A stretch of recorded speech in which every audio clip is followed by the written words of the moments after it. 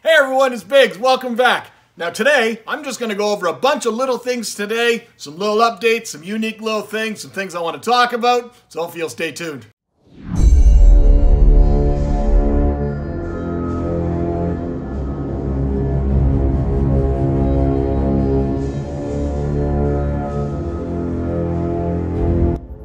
I hope you're as fascinated as I am by the incredible diversity of life that surrounds us.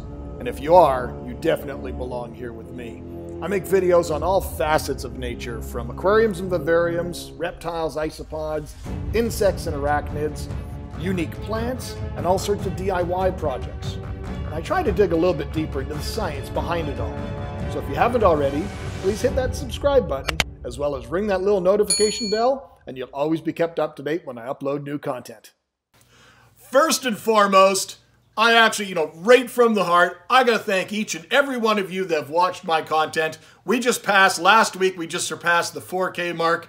I never even dreamed. I honestly, when I first got my first 10 subscribers, I was like, woohoo, there's 10 people who want to listen to what this nerd has to say. And the channel's evolved, and we've only been doing this just over 2 years, or just under 2 years. To hit 4K, honestly, from the heart, thank you each and every one of you. I know most of you have usually subscribed to me. It started out mostly being just primarily fish-based. And I've told you guys in other videos what's been happening lately, so why we're starting to evolve and change the content a little bit. Doesn't mean we're going away from fish, but today's video is going to be a little bit away from fish. But honestly, I like to each one of you appreciate me for the different facets of nature and all that sort of stuff, be it isopods or plants or fish or tarantulas, whatever it may be. I enjoy each and every one of you being here with me on this adventure. So thank you very, very much from the heart. So with this army that we're amassing of all you people that have been subscribing to me and showing me the love, I got to shout out one individual. His name's Joe Rockwell. He's a good friend. I met him down when I went down to the OFR, Ohio Fish Rescue, and we've kind of been friends ever since. Now, this guy has a unique talent. He has a unique eye, and he has a great sense of humor. And he's kind of randomly started photoshopping me into these random different situations and stuff. And I says, keep it coming, Joe. I'm going to save them all. I'll probably end up using them in talks or something, because you guys know the Bigs. I have no problem poking fun at myself. But last night, Joe sent me, and by the time you guys see this, it's a few days later, but Joe sent me this one thing and this piece of artwork that he created for me, and he spent a lot of time on it, and it is outstanding. And I want to use it to try and maybe make my banner. I know we're going to save it down the road, maybe use it for like a postcard or something, but I really, really, absolutely love this piece of work, Joe, so I had to make sure I showed it to everybody. Here it is here. This is absolutely outstanding. If I can get a way to get this, get some nerd, even higher level nerd than myself, to be able to figure out how to make this into a banner that I could use it on YouTube, not only just use it on YouTube, but it also has to be in different formats to show up on different platforms, because a lot of people use their phone versus their desktop versus their TV, and that's the challenges where I'm at right now. But I love the piece, Joe. Hope you guys enjoyed it too. Let's keep going. Now, one of the other things that I wanted to talk about is more as a follow-up to the video that just came out earlier on isopods. And there was a long, lengthy video. And if you're into isopods and you watched it and you enjoy it, thank you very much. Hopefully you left me a thumbs up and gave me a comment. Maybe you shared it. But because the whole purpose behind that video was really to get that discussion going. It's not necessarily criticizing anybody or even the way that I keep them. Because, honestly, I've only been doing it for a few years myself. And I got it all, everything I learned from people like yourselves, from my dear friend Cheyenne and Ivan over at Species Canada. They helped me out immensely, and they still will. So everybody's going to do it a little bit different. We just have to play around and trick with it. But there's a gentleman here in Canada. He's a friend, and he keeps isopods as well, near Toronto, and his name is Jeremiah. And Jeremiah keeps his isopods, some of them a little bit different. And he's got that same sort of mind like me. He enjoys that experimentation. So I want to put a little clip in here. This is his Persilio expansus tank. And part of follow-up to what we talked about in that other videos, he's using a 40-gallon breeder aquarium as a natural system. And he's letting that thing evolve and change and seeing how it's going. Now, he's not only has he done this once, he's done this with his expansus tank, but he's also done experiments, be it correct or not, I don't know. It's just he's introduced a large aquarium style similar to that, where he's introduced little groups of several different species of isopods, not with the intention of seeing about hybridization or anything like that, just more in seeing how they would interact, which ones would come out on top, which ones are better, stronger at breaking down the biomedia and so forth. And I think all those experiments are fascinating. So thumbs up, Jeremiah. Hope you guys really like his little setup here. I think it's really, really cool. Now, the other topic, and this is a topic that has come up repeatedly in comments and stuff, and I see it repeatedly being posted online. And that is the subject of handling tarantulas. Now, I personally, and again, this is just my personal opinion, and I'm by no means an expert. There's lots of really, really world-renowned people that have worked with tarantulas for many, many, many, many years. I personally have worked with tarantulas for going on close to 30 years. Yes, 30 years. Just because I just started a YouTube channel doesn't mean that I have many, many years of experience behind that. But a lot of my experience is not, tarantulas came into that and I kept them as pets. But my experience was more in dealing with more dangerous animals such as rattlesnakes, venomous snakes, things like that. And even if my daughter had a pet corn snake, I would not be the individual that would want to be taking it out all the time to handle it. That's just not in me. That's just not in my nature. The reason I keep a lot of these animals, as you guys have found out probably mostly in most of my videos, is I enjoy the science behind it. I enjoy learning their natural behaviors and their instincts, and I just enjoy observing. I like to set up my enclosures to be somewhat as natural as possible. Maybe not with the plastic skull, but the plastic skull is definitely fitting the needs of that animal. It could be literally a soup can, and it would still fit the needs of this animal that just requires a shelter, as long as the environment is conducive. Is this the final stage for this enclosure or the Indian ornamental? Definitely not. We're building the racks right now in the room, and as soon as those racks are ready and these enclosures can start going in there, then we can start putting in the lighting, and then we can also add some plant life that is beneficial not only for them but for me as well, for aesthetics, but also plant life that makes sense for the environments that these animals come from, be it arid or humid or whatever. When it talks about handling tarantulas, if you want to handle your tarantulas, by all means, go ahead and handle your tarantulas. I'm not in any way saying yes or no to people should or shouldn't. But in all honesty, this invertebrate, gets absolutely nothing out of this experience. They don't tame down. None of these things happen. These animals are instinctual. I read somewhere recently, and if you're one of those individuals watching this, I apologize, it's not intended to call you out on it, but somebody made a post, and they had many, many years experience in keeping arachnids, and they made a post about recommending to somebody when they brought a new one was to put a piece of that person's clothing in the enclosure or something that was scented with them.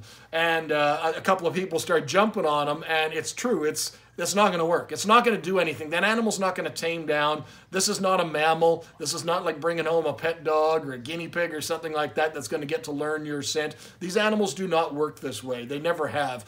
Understanding the basic physiology or anatomy of these animals will give you an understanding that they don't have that sense of smell that you're associating with it. We're not trying to humanize these animals.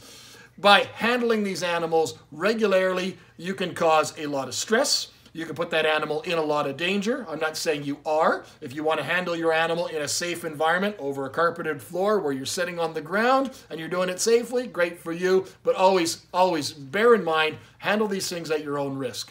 I personally have been bitten by at least 3 different types of, I don't know if they were all tarantulas back in the time when I originally was starting out in the pet trade. The worst one I ever had was an OBT, which we know is definitely an aggressive old world tarantula.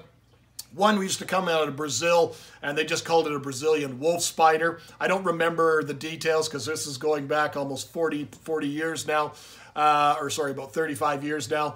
And back then, there was no reptile industry. The reptile industry, you had a few little lizards, you had a few arachnids, you had a few little type of things that would come in. It was kind of the same thing. There was no zoo med, there was no reptile type products out there, and you had to kind of fumble your way through figuring out how to keep these animals and bring them into the pet trade. And honestly, as sad as that sounds, that was the reptile trade in its infancy, and I was there right from the get-go. But when it came to the tarantulas, they would come in, there was no such thing as these clear little deli cups that everybody ships everything in. Everything was wild caught, everything was big, everything was aggressive, everything was starved because he wanted to ship well. And these things would come in like something the equivalent like of an opaque white margarine tub, and it would just be marked on the top, and sometimes it wasn't. And I remember back in the day when I was really young, I got the position of reptile manager, and I got to go to the airport late at night and pick up the reptile shipment and land the reptile shipment. And at the time, the store that I worked for had 7 other locations, and I was landing animals for all 7 locations, and then all the stores the next day would come and pick them all up and disperse them amongst all the stores. And it was pretty chaotic at night, trying to figure out what's in each tub. And sometimes they'd get out, it happened, and I got bit by a big, they called it a Brazilian wolf spider. I just remember being, you know, about the diameter of the lid of a big margarine tub. Well, it was a sturmy or a blondie eye, I don't know, but I don't really remember. That was a long time ago. But the reason I bring that up is these animals are and have the potential to harm you. So just be cautious when you're doing it. Be safe when you do it. I'm definitely not an advocate that's going to say promote it. And one thing that you guys have probably seen with my channel is I do a lot of stuff with my young daughter, Paisley. She has an absolute love for nature in every facet. But yet in my room, right now everything's all over the place, but in my room, I keep several different dangerous animals. And I keep them in certain positions within the room that I know she can't access. She has a ton of respect, knowing full well that she's not, it's not that she's not allowed, she knows full well she can go in that room and look at the fish and watch everything, but she won't feed the fish unless Dad's with her. That's a matter of respect that we have, that she's worked with, that we've worked with her on. And she won't open any in containers. She won't do anything. Even if it's something like an isopod, which we know is completely harmless, she won't do that without Dad present. So I'm very thankful for that I know that she has that level of respect for each one of these animals. And I didn't train her that way to make her think that these animals could be dangerous or to hurt her. I just made it so that she had the same level of respect for the animals as I do, and that we want to have them primarily to observe them, to enjoy them, study their behaviors, and just find them fascinating for what they are. So when it comes to handling tarantulas, do I handle them? No. Have I? Yes. I've handled them sometimes when I'm doing a rehousing of something and something starts to scurry away. I use my catch cup, but honestly, I'm guilty of just using my hands sometimes, and I've been guilty of using my hands on an OBT. I've been guilty of using my hands on the Indian ornamental, knowing full well that's going to be a really bad day, maybe a real bad couple of weeks if I were to get bitten by that one. So most of the time I take pictures of that one. I take my camera and everything directly inside the enclosure. She's very docile, but am I out there honestly going to try and risk just to handle it for the sake of a picture? No, I don't need to do that. I says, the risks are just too great. And I've been bitten by, not only have I been bitten by some of the different species of tarantulas, I've been envenomated or stung by a couple of species of scorpions. And one of the worst ones was one of the ones that shouldn't be bad at all, was what we used to have in the pet trade, which was the common emperor scorpion. And honestly, what happened with that one was mostly just infection. Again, all these animals were wild caught. They were sent usually often in big groups, in big containers, and they'd have whatever bacteria and whatever else was on that stinger at the time when I got stung when we were landing them. And I got stung on the forearm, I don't remember which arm, and I looked like Popeye within a few hours. And I was in the hospital for it, for a sting from an emperor scorpion, but it was more bacterial. So it wasn't necessarily the venom load that was anything of any concern. It was more just the bacteria and stuff.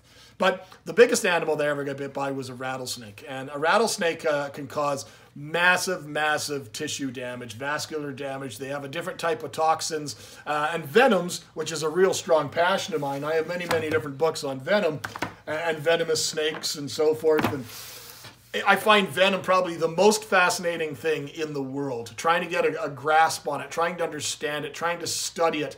But trying to study it in a non-clinical way is a bit challenging. I'm no longer in school. I'm no longer working with these type of animals on a day-to-day other than in my private collection. And again, with a young family, I got 4 young daughters that all depend on me and a wife, and we got a farm, we got a great life together. I'm not going to put myself in that position where I'm going to risk it unnecessarily just for trying to figure stuff out. So I'll observe them carefully and safely and work with them that way.